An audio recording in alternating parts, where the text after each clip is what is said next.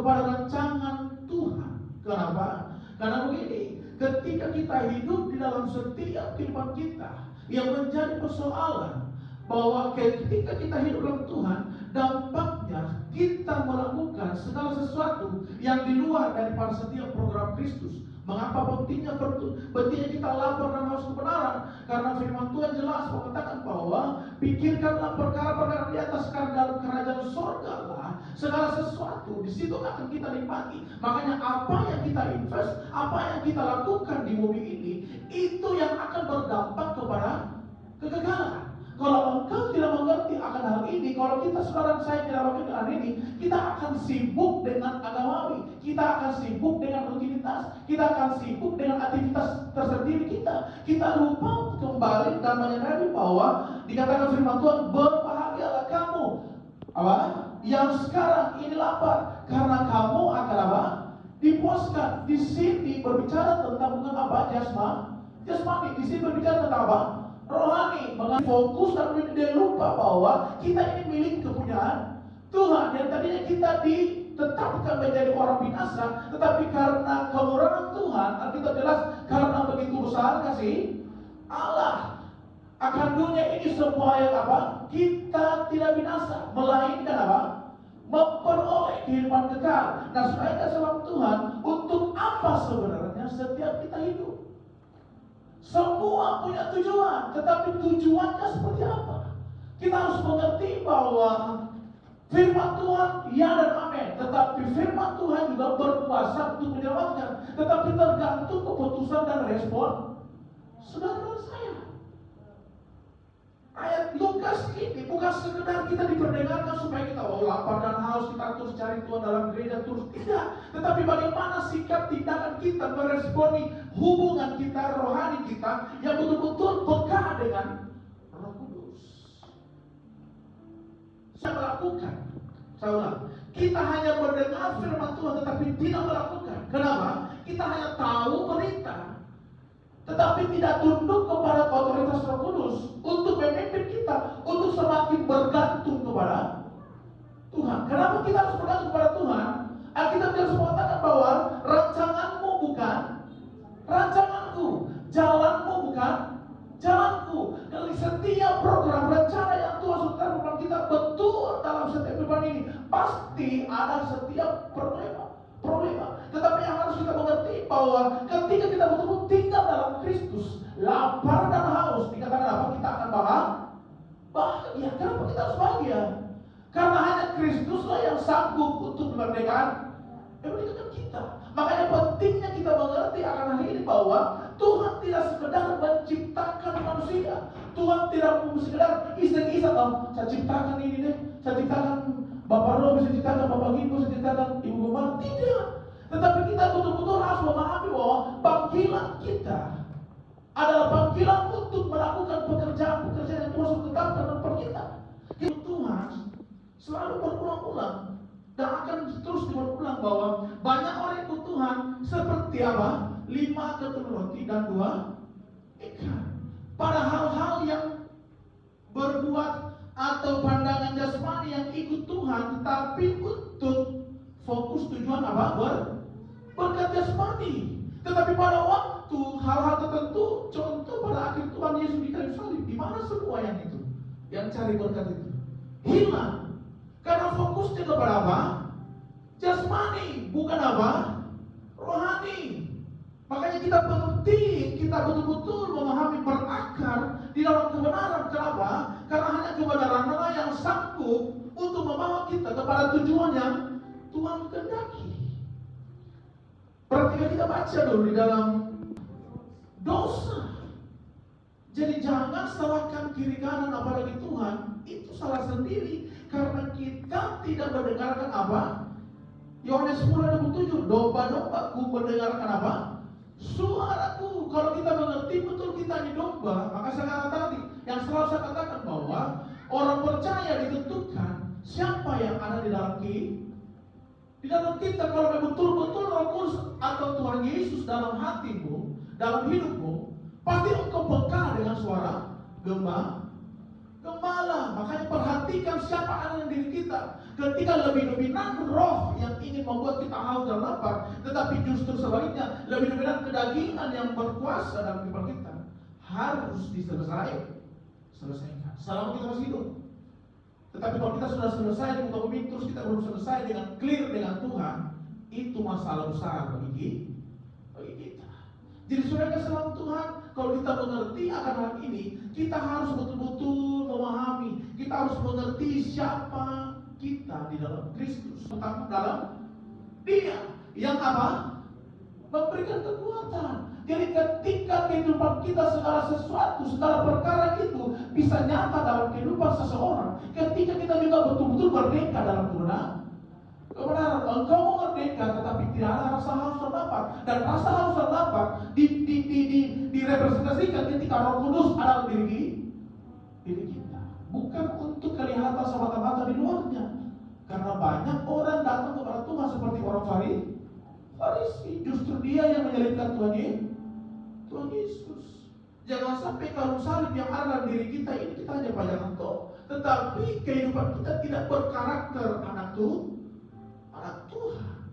Dan ini yang menjadi persoalan, ini yang menjadi problema pengiringan kita ke Kristus. Dan saya katakan tadi bahwa kita sudah tahu perintah fenomena akan ke dunia hari ini, bahwa keadaan sudah tidak aman-aman lagi. Kita harus berjaga-jaga. Kita harus betul-betul merenungkan kehidupan kita. Sampai di mana kecintaan kita, sampai di mana kesetiaan kita. Mengapa? Karena semua Tuhan tahu, semua punya ukuran. Kalau kita hanya menjadi orang Kristen biasa, terus tidak ada pertobatan, terus kita hanya begini-begini saja, terus kita hanya mau Tuhan tolong, terus kita tidak berbuat apa-apa untuk mati masuk surga. Tidak bisa. Nah, di sini semuanya ada dalam pencakupan Kristus. Kalau kita mengerti betul mengapa kita harus lapar dan haus dan kebenaran, semua yang mempunyai akibat. Akibatnya apa? Tuhan mempersiapkan kekekalan. Di mana aku berada, di situ pun kamu berada. Pertanyaan saya, apakah kita meresponi panggilan Kristus? Kan dikatakan bahwa Yohanes 10:7, domba-dombaku mendengarkan suaraku. Sudah itu selalu Tuhan, betul kita harus ikut Tuhan. Tetapi bagaimana tindakan nyata ketika kita ikut Tuhan? Apakah di dalam hal senang? Apakah kita hanya di dalam sehat? Apakah kita dalam mempunyai segala isi dunia baru kita ikut Tuhan? Coba pada waktu engkau dalam sakit, coba waktu engkau dalam kering, coba dalam waktu engkau mungkin pedih sekali dalam ini, apakah engkau masih setia? Nah, ini harus menjadi bahan pertimbangan kekristenan kita. Amen. Maps itu, tujuan itu membawa kita di mana Tuhan Yesus ada, kita pun akan mengarah ke sana. Pertanyaan saya, kalau kita tidak mengerti, tidak haus dan lapar dari firman Tuhan, kita mau ke mana? Tujuan kita sebenarnya di mana? Amin. Kita betul tahu Yesus Kristus Tuhan penyelamat surga, Dia yang berkuasa, Dia yang besar segala-galanya. Pertanyaannya, apakah kita betul-betul cinta Tuhan dengan murni? Atau ada maksud lain, atau ada motivasi lain? Nah, di sini kita harus betul-betul memahami bahwa kalau secara kelihatan pun kita ogah-ogahan, kita malas-malasan, kita mencari Tuhan, bagaimana dengan yang tidak kelihatan? Tuhan Yesus itu kita tidak hormati, kita tidak hargai kasih karunia Tuhan, bahwa nafas yang Tuhan kasih itu yang harus kita syukuri. Kesehatan apapun semua yang harus kita pahami bahwa semuanya ada dalam kedaulatan Tuhan. Kalau kita mengerti ada dalam kedaulatan Tuhan, seharusnya semakin kita mencintai Tuhan, semakin erat hubungan kita dengan Tuhan. Dalam 1 Yohanes 4 kita mempunyai keputusan yang benar, kehendak yang benar. Alkitab jelas mengatakan apa? Pikirkanlah perkara berada atas. Selain itu apa yang dikatakan apa? Semua yang manis, semua yang suci, semua yang benar, pikirkanlah semuanya itu. Tetapi kenyataannya kita sebagai orang percaya pada Tuhan, saudara saya, lebih condong terpikirkan dengan apa yang menjadi pikiran manusia, yaitu lahiriah. Kenapa saya kata lahiriah? Kita harus mengakui diri kita bahwa betul kita masih injak tanah, betul tetapi roh kita, kehidupan kita harus mengerti bahwa Dia yang berdaulat. Makanya begini, seringkali orang lebih takut manusia daripada takut Tuhan. Lebih kita takut orang kaya daripada lebih takut Tuhan. Nah, Alkitab jelas mengatakan begini, jangan kamu takut kepada manusia yang tidak dapat membunuh hanya membunuh tubuh, tetapi jangan kamu takutlah kepada Tuhan yang mampu membunuh jiwa dan roh.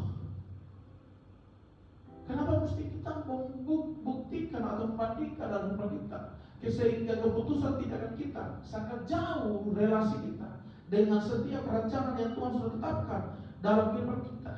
Supaya kita mengerti bahwa bagaimana sikap tindakan kita harus mengerti juga cara Tuhan untuk menggenapinya dalam kehidupan kita. Seperti apa? Seperti contoh dalam Alkitab, perempuan Samaria di sumur Yakub. Kita mencintai Tuhan, tetapi tidak punya respon. Amin. Bukan sekedar kita menjadi orang Kristen, tetapi tidak mempunyai tindakan. Karena kalau kita sakit pun sebenarnya dengan baik. Kalau kita sakit pun secara jasmani, yang kita perlukan mungkin dokter. Tetapi dengan firman Tuhan, yang di sini kita yang selalu katakan bahwa ketika rohani kita mati, yang kita perlukan siapa? Yesus, tidak ada yang lain. Makanya begini, seringkali kita hanya sebatas takut mati, takut kehidupan kita mungkin untung rugi, kita takut mungkin siapapun yang menghilangkan kita, tetapi kita tidak takut kalau Tuhan meninggalkan kita. Makanya begini, dengar baik, akibat dosa adalah maut, kematian. Kenapa kita betul-betul kalau kita tidak memahami, lebih ngeri kita jauh daripada hadirat Tuhan, lebih ngeri kalau kita jauh terpisah dengan Tuhan daripada kita maunya dekat dengan manusia duniawi. Nah, kalau kita terpisah dari hadirat Tuhan, sama saja tidak ada kebenaran, tidak ada kebahagiaan, tidak ada kekekalan dalam kehidupan kita. Karena Yesuslah sumber air kehidupan. Nah, seringkali kita apa? Kita harus haus dan lapar akan firman Tuhan. Karena kita percaya bahwa hanya Tuhan Yesuslah yang sanggup untuk menolong kita. Harta kita, apapun yang ada dalam dunia ini, tidak mampu untuk menyelamatkan kita. Jangan cari hal-hal yang mungkin sangat jauh dari setiap perjalanan Tuhan. Karena segala sesuatu yang kita akan raih dalam dunia ini, kita tinggalkan. Tetapi yang harus kita pentingkan ketaatan kita. Karena hanya ketaatan, hanya kepekaan dengan Tuhan, itulah yang membangun bahkan nama kita tercatat di mana? Kitab kehidupan.